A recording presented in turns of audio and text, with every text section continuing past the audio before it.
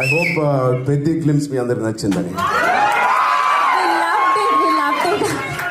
నచ్చడం అనేది ఒక చిన్న పదం.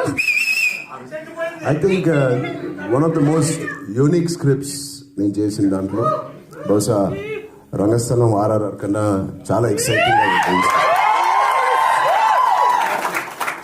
ఇది నేను మామూలుగా అన్ని సినిమాలకు చెప్పను, ఇది మీరు ఖచ్చితంగా రాసి పెట్టుకోండి.